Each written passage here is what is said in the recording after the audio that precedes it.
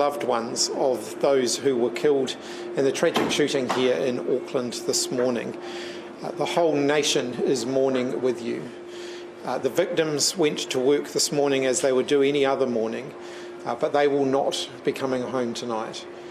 Their families, their loved ones will be feeling that, as the whole country will be feeling that. I know that we are mourning with them and we are sending all of our love and support to them.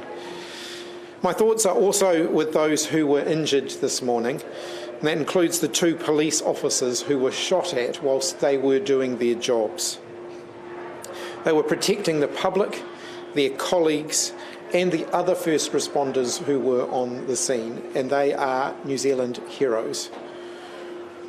To those who were shot at or who witnessed this event, who escaped harm, the trauma of this event will still be significant.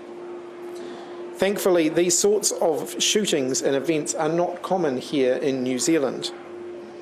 I met with the Police Commissioner and senior police officials this afternoon. I've got confidence that they will investigate fully what happened here, and they will be able to provide the answers to the questions that we all have in time.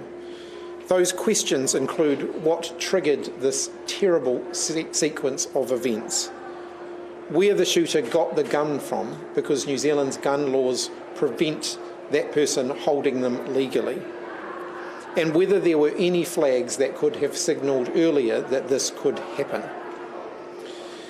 Agencies will conduct their own investigations into what happened this morning. As well as the police investigation, Corrections has indicated that they will do a full review into the alleged offender's management. I'm also seeking advice from the Department of the Prime Minister and Cabinet on whether a wider system review may be required. Again, I want to reiterate the Police Commissioner's comments earlier today. This is a stand-alone incident. People should feel safe to be out and about in Auckland and to attend the FIFA event this evening. There'll be an enhanced police presence tonight to provide that extra layer of public reassurance. I'm now happy to take questions. Prime Minister, have you received any indication of motive at this stage? I haven't, other than what the Police Commissioner said earlier on today, which is that the police's understanding is that it was an employment-related matter. Have you been to the scene yourself? No, I haven't been to the scene. I did talk to the police about that. I went and met with the police at the police station and ultimately, given that there's an active investigation underway there, I don't want to distract resources from that investigation at this point. You got a little bit emotional earlier today talking about that response. What's it like now being here on the ground? Obviously, Aucklanders will be feeling that, particularly those who live and work in that area. It is an absolutely tragic set of events, and I think that the whole country will be sending our love and support to all of the victims, to all of those who have been affected, and of course to our first responders and in particular our police. This was a man on home detention because of some pretty serious family violence charges. Should he have been allowed to go to work? I don't want to prejudge that or make a comment on that until we actually know the full context and the full facts of that situation.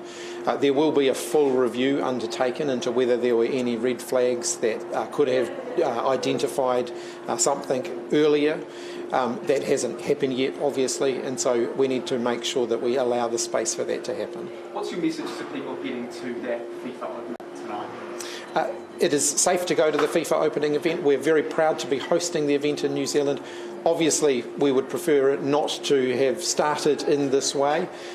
It will be acknowledged what happened today at the opening ceremony, and I will be going. It is safe to go, and we continue to encourage the Auckland community to get behind this event. Have you had any update on the condition of the officers and others who were shot this morning? Not in the last hour or two. Do you see? Yeah. Sorry, Prime Minister, are you able to detail some of the specifics from your meeting with Commissioner Costa? Most of the information that I discussed with the police in my meeting with them is now in the public domain. Most of it had been released by the police actually just shortly before I got to the police station. We had a conversation about the actions.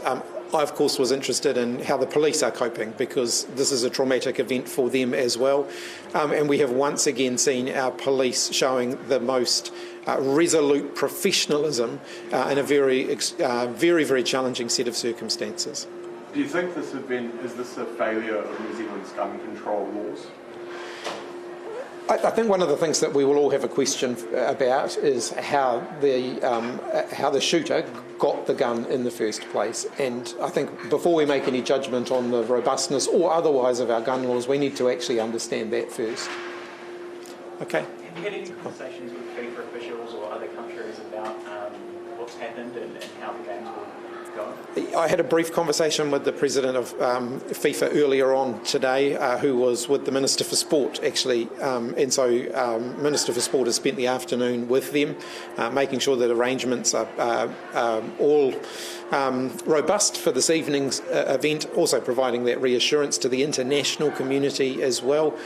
The event will go ahead. It will be safe for the event to go ahead. And of course, I'm heading there shortly, where I'll be able to meet with them in person. Thanks, everyone.